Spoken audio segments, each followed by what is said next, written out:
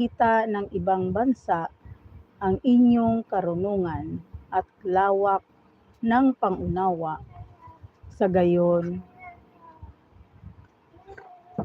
hindi nila mapipigilang sabihin ang ganito, ang bansang ito'y matalino at may malawak na pangunawa.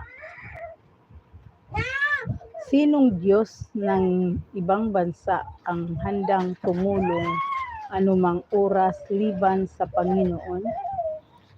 Aling bansa ang may tuntuning kasing inam ng mga tuntuning ibinigay ko sa inyo ngayon? Ngunit kakaingat kayo.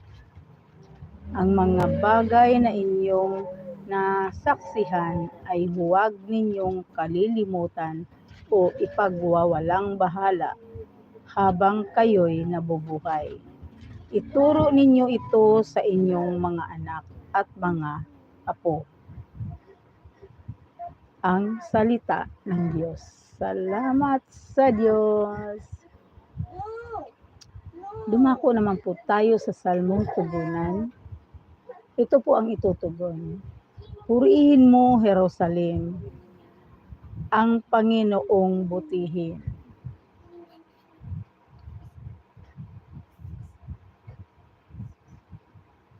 Purihin mo, Jerusalem, ang Panginoong butihin.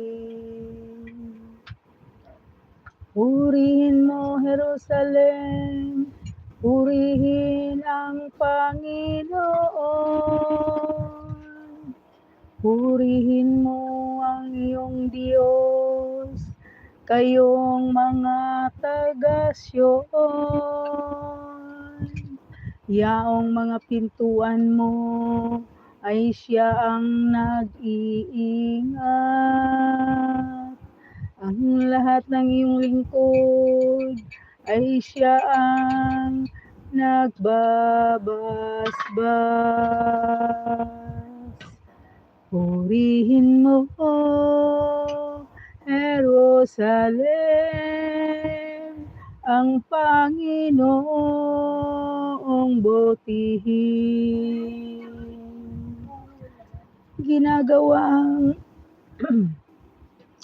Ginagawang matahimik yaong mga hangganan mo.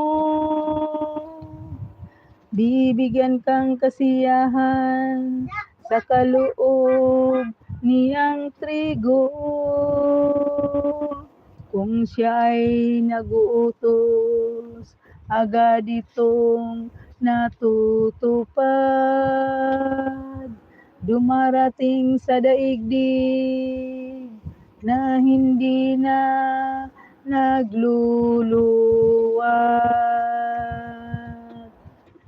Purihin mo, Jerusalem,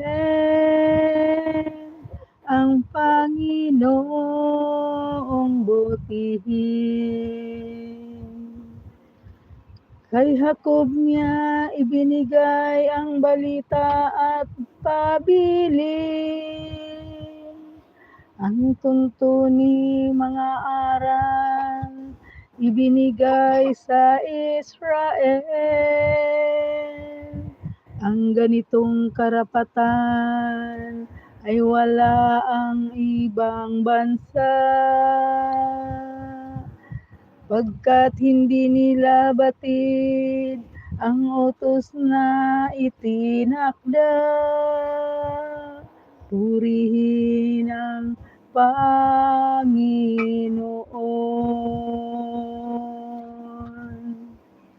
Purihin mo, Jerusalem,